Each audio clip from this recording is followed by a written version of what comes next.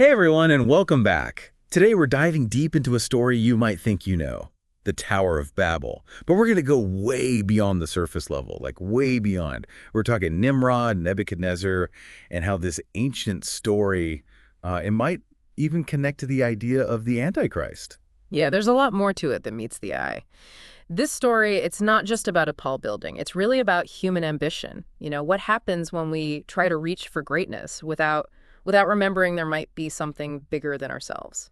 Okay, so let's start with Nimrod. He's often described as a mighty hunter before the Lord, which, I mean, it sounds pretty straightforward. It does sound simple, but there's more there. Yeah. Being a mighty hunter back then, it wasn't just about skill. It was about power. It was about leadership, about being able to provide for your people. So like a symbol of strength. Yeah, exactly. Like dominance, especially in a world that was, still recovering from the flood. It makes you think about what it took to survive back then. And Nimrod doesn't just survive. He goes on to found some of the first major cities. Babel, Erech, Akkad. That takes serious drive, wouldn't you say? Oh, yeah. I mean, huge ambition. These weren't just like little villages. They were centers of everything. Trade, innovation, culture.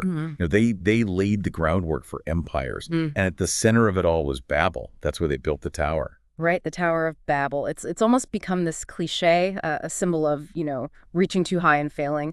But, I mean, what were they actually trying to do? Was it really just about building the tallest building ever? Well, it was a pretty ambitious building project, that's for sure. But the story suggests there's something deeper going on. They wanted to reach the heavens, make a name for themselves. They wanted to create this unified human society, but on their terms. So like a rebellion against God's will? Yeah, kind of. Like they were rejecting the idea of scattering, of spreading out. They wanted to stay together and build this centralized power structure. It's interesting, though. They used brick instead of stone for the tower and bitumen mortar to hold it together. It almost sounds like they were setting themselves up for failure. Yeah, maybe. The choice of materials, you could see it as a symbol of how fragile their whole project really was. Yeah. They were relying only on themselves, on human ingenuity. Yeah. And that wasn't enough. And the tower crumbles, their language gets all mixed up. It leads to confusion, scattering. I mean, that's often seen as the main consequence of the Tower of Babel, right? That's scattering, the confusion of languages. It's a turning point in the story, for sure. Some people believe this is why we have so many different languages in the world today. It's this idea that human ambition, when it's not grounded in something bigger than ourselves, it can actually lead to division instead of unity. It's a good reminder to think about what we're building in our own lives. Are we building on solid ground? Speaking of ambitious builders, let's talk about Nebuchadnezzar. He really takes this idea of grandeur to a whole new level. Oh, definitely. Nebuchadnezzar, he embodies both the allure and the danger of ambition. This guy was powerful, rich, and his architectural achievements, I mean, wow. The Hanging Gardens of Babylon. Exactly. One of the 7 wonders of the ancient world. They say he built those for his wife because she missed the greenery of her homeland. Can you imagine the resources it took to build something like that? A paradise in the middle of the desert? Yeah, mind-boggling. But even with all that power and, splendor, Nebuchadnezzar's story takes a dark turn. He has that dream, the one about the massive tree being cut down but then allowed to regrow. Pretty chilling, if you ask me. It sounds like a premonition almost. It is, and it's a really important part of understanding his story. It foreshadows his own downfall. His descent into madness. He becomes obsessed with his own power, starts thinking he's a god. That pride leads to his downfall, right? He ends up living like an animal for 7 years. Yeah, exactly. But, the amazing thing is, Nebuchadnezzar's story isn't just about punishment. In the end, it's about redemption. So there's hope, even in his fall. Absolutely. That's amazing. Tell me more about that. Well, after 7 years, he gets his sanity back. And he recognizes the power of God. He realizes that his pride was his downfall. And that true greatness, it doesn't come from power.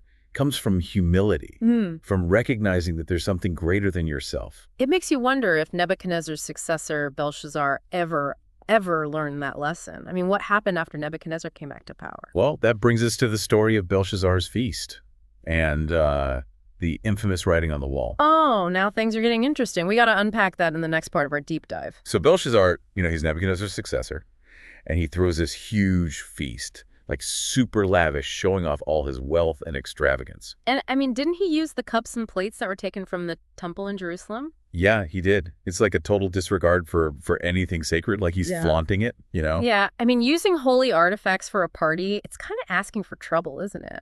Yeah, I mean, was it on purpose? Was he trying to provoke something?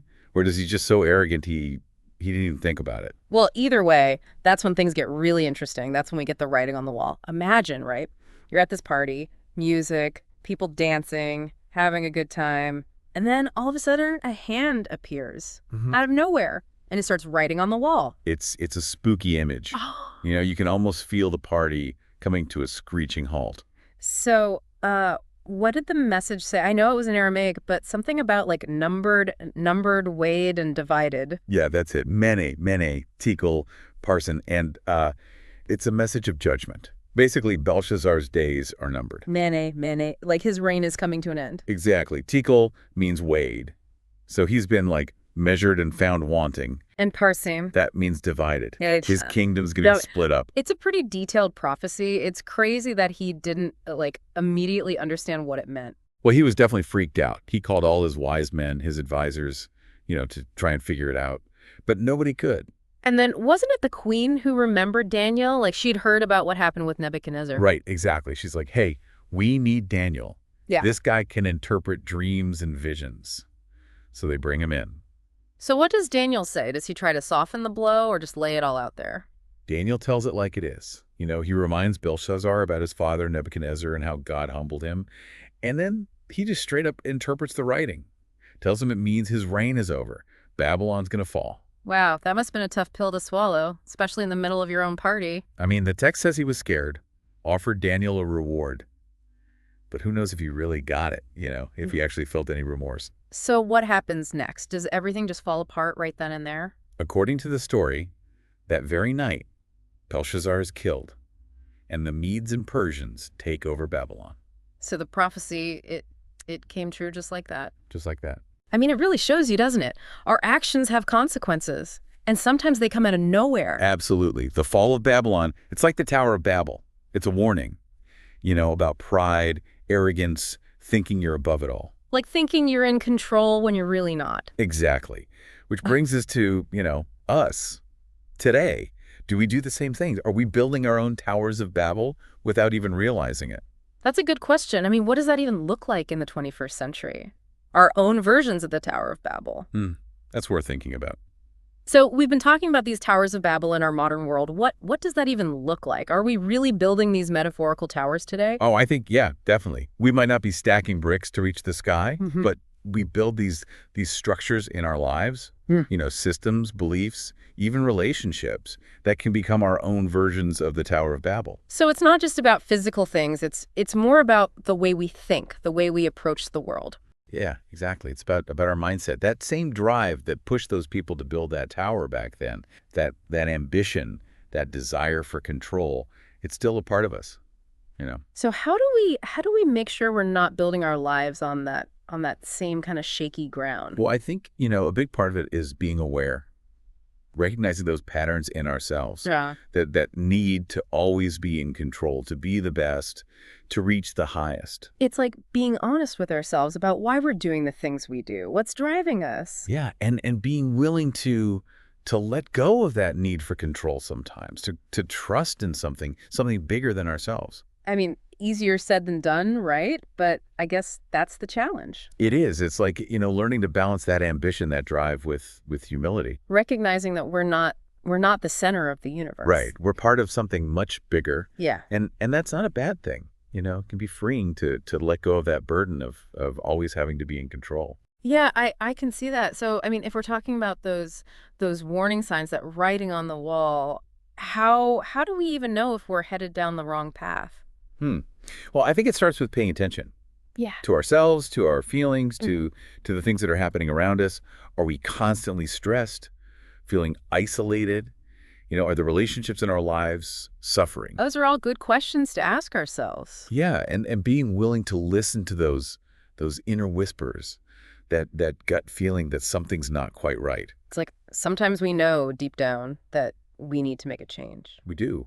but it takes courage to actually listen to that voice and do something about it. I think this whole conversation has been a good reminder to do just that, to step back, to take a look at the towers we're building in our own lives and ask ourselves those tough questions, you know? Are we building on solid ground? Are we building something that's truly going to last? It's been great talking about all this with you. It's amazing how these stories from so long ago, they still have so much to teach us. Yeah, it's like they hold up this mirror and we can see ourselves reflected back. Our struggles, our ambitions, our hopes. And hopefully, by understanding those who came before us, their mistakes, their triumphs, we can build a better future for ourselves. Well said. And on that note, we'll leave you with one final thought. What's your writing on the wall? What signs are you maybe ignoring? What changes can you make to build a life that's full of meaning, connection, and purpose? Until next time, keep exploring, keep asking those tough questions, and keep building. But build with wisdom, with humility, and always with a sense of the greater good.